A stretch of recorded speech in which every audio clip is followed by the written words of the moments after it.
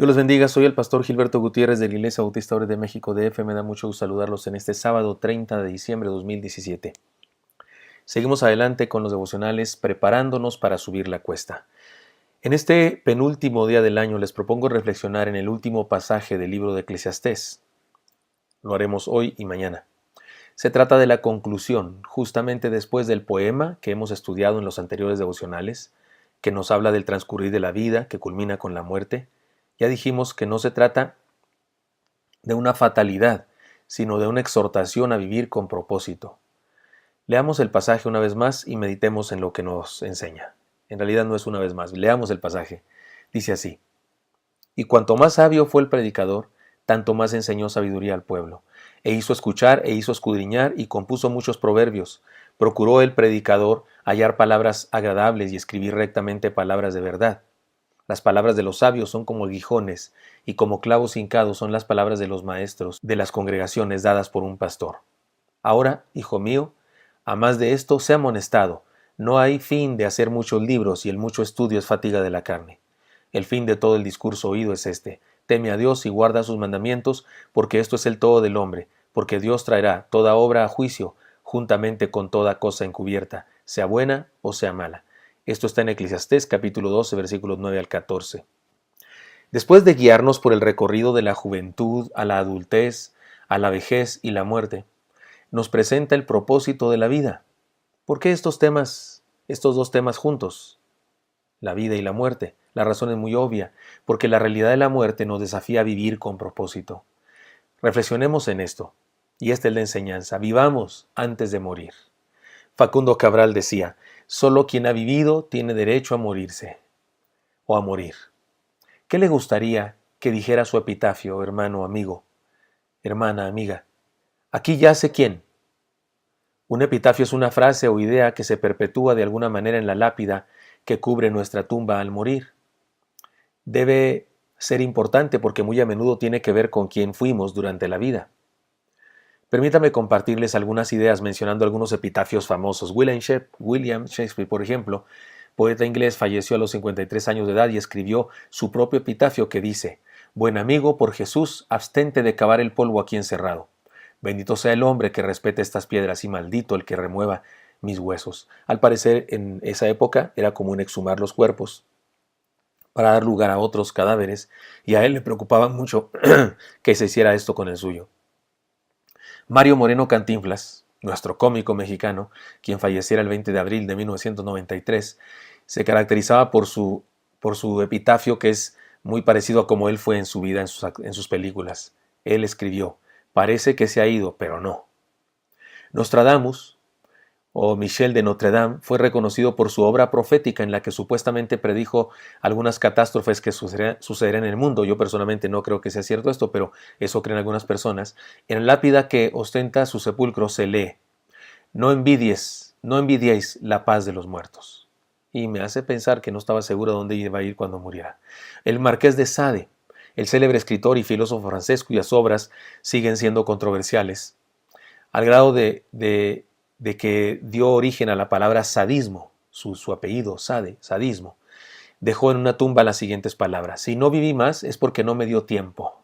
Melvin Jerome Blanc, actor de doblaje, mejor conocido como Mel Blanc, fue quien le dio vida al personaje Porky en la serie animada de Looney Tunes, o como se diga, y por esta razón en su epitafio dice: esto es todo, amigos, o thank that soul, folks, algo así. Esto es todo, amigos.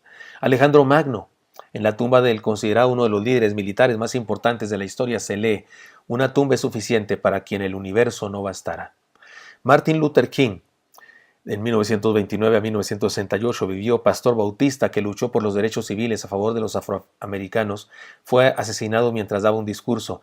En su sepulcro se lee: libre por fin, gracias Dios Todopoderoso, soy libre por fin. Marion Robert Marrison, el actor estadounidense mejor conocido simplemente como John Wayne, con mucho humor dijo que en su lápida se escribiera: feo, fuerte y formal. Miguel de Unamuno, filósofo y poeta español de la generación del 98, pidió que escribiera esto: solo le pido a Dios que tenga piedad con el alma de este ateo. Imagínese usted lo que dijo él que debía decir su tumba. Me parece interesante y significativo, ¿no cree usted? Groucho Marx, actor, humorista y escritor estadounidense, para su suegra dijo que se escribiera Rip, Rip, Hurra. Para sí mismo escribió Perdonen que no me levante.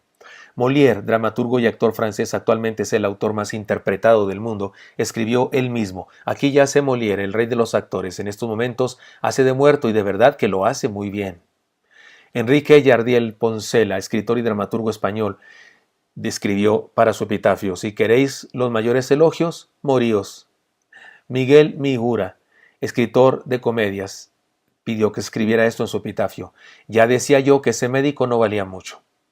Miguel Delibes, novelista español, miembro de la Real Academia de la Lengua Española: espero que Cristo cumpla su palabra, ordenó que se pusiera en su lápida. Diógenes, filósofo griego, al morir dijo lo siguiente, antes de morir pidió que escribieran lo siguiente en su tumba: al morir échenme a los lobos, ya estoy acostumbrado. Al Capone, el famoso gángster estadounidense: Jesús mío, misericordia. Si clamó a Dios, yo pienso que está en el cielo. Buster Keaton, actor, guionista y director estadounidense del cine mudo cómico, pidió que se escribiera en su tumba The End o Fin. Francis Scott Fitzgerald, novelista estadounidense de la posguerra, pidió que se escribiera lo siguiente: estuve borracho muchos años, después me morí. Camilo José Cela, poeta español, premio Nobel, pidió que se escribiera: quien resiste gana. Marlene Dietrich pidió que se escribiera: estoy aquí en el último escalón de mi vida. Orson Welles pidió que se escribiera: no es que yo fuera superior, es que los demás eran inferiores. Gabriela Mistral, poetisa, diplomática, pedagoga, feminista chilena, pidió que se escribiera lo siguiente: es mi voluntad que mi cuerpo sea enterrado en mi amado pueblo de Monte Grande del Valle del Elqui. Lo que el alma hace por su cuerpo es lo que el hombre hace por su pueblo. José Joaquín Fernández de Lizarde pidió que se escribiera: aquí yace el pensador mexicano quien hizo lo que pudo por su patria.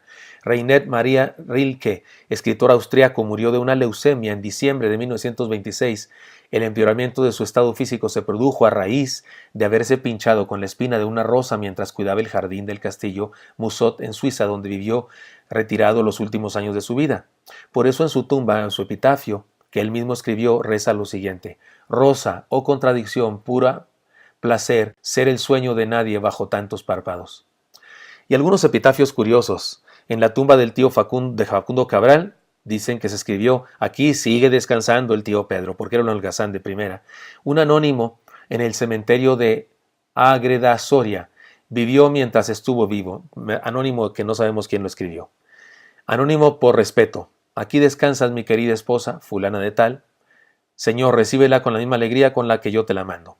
Y un anónimo para la suegra: suegra, aquí yaces bien, tú descansas, yo también. Disculpen estos últimos que son chistosos. Insisto en la pregunta: ¿qué debe decir su epitafio? Pero la hago más específica: ¿qué le gustaría que dijera con justicia su epitafio? No que nos gustaría que dijera por respeto a nosotros cuando ya nos hayamos ido, sino que dijera por justicia, no porque nos morimos y nos quieren decir por compasión o consideración alguna cosa, sino porque de veras eso fue nuestra realidad.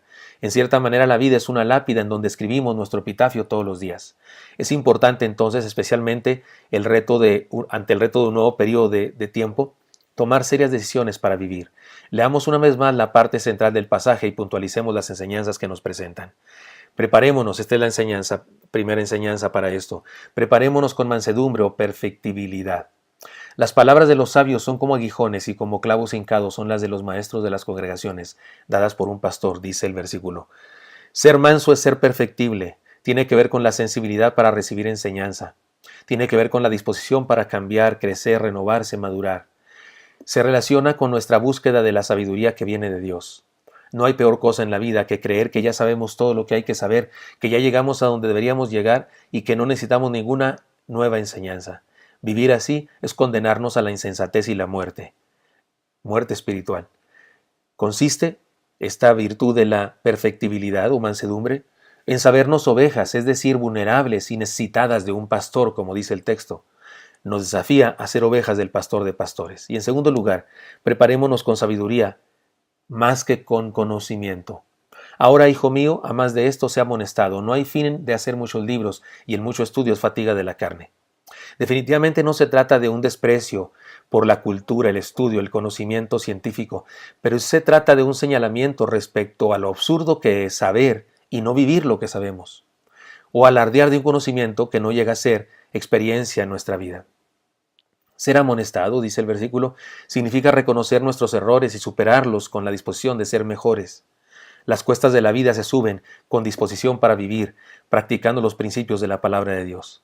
Cuando estuve en el seminario, se hacía una práctica en la clase de homilética o la clase de preparación de sermones. Nos pasaban a predicar en la capilla donde estaba todo el seminario, todos los alumnos, toda la administración, todos los maestros, y te escuchaban tu sermón. Y además tenían en sus manos una hoja de evaluación donde decía su introducción fue excelente, muy buena, buena, regular, pésima.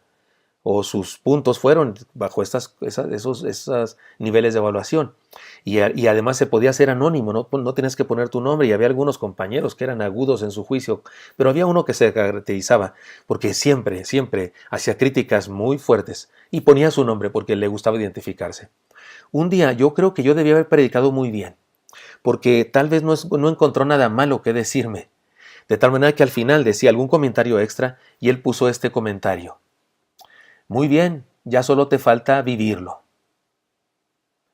No sé si lo hizo con sarcasmo, con una crítica mordaz para mi vida, si sabía algo de mi vida, pero tenía razón mi compañero. Le agradezco infinitamente su crítica, independientemente de su intención. Todo lo que sé, lo que descubro cada día en la palabra de Dios, lo que anoto como enseñanzas en mis apuntes y después en mis libros, no es más que teoría y resulta vana si no se convierte en vivencia todos los días. En el mundo hay teólogos que ni conocen a Dios, ni le obedecen. Hay misionólogos que no cumplen con una misión. Está lleno de discípulos que no aprenden. Y está lleno de religiosos que no viven lo que dicen creer. Y ciertamente al mundo no le hace falta ni uno más de esos. El mundo necesita cristianos que vivan la fe con pasión hasta parecerse a Cristo, como lo indica el nombre cristiano. Usted y yo hemos oído una anécdota de un soldado del ejército de Napoleón, que Napoleón, mientras estaba sentado en su caballo y observaba a sus soldados pelear, notó a uno que era cobarde, que no iba hacia el frente, que no ayudaba a sus compañeros, que retrocedía, que no estaba luchando con fuerza ni pasión. Así que Napoleón lo mandó llamar y le dijo: ¿cómo se llama usted, soldado? Y el soldado dijo: me llamo Napoleón, Majestad. Y Napoleón le dijo: cambia de actitud o cámbiese de nombre, por favor. Independientemente de que sea verdad esta historia o no, vivir la fe es importante. Dios necesita y desea seguidores que vivan su palabra todos los días, porque eso es el todo del hombre. Espero que esto sea útil para usted, querido hermano, y me encantaría encontrármelo el día de mañana para terminar el año juntos estudiando la palabra del Señor. Hasta pronto.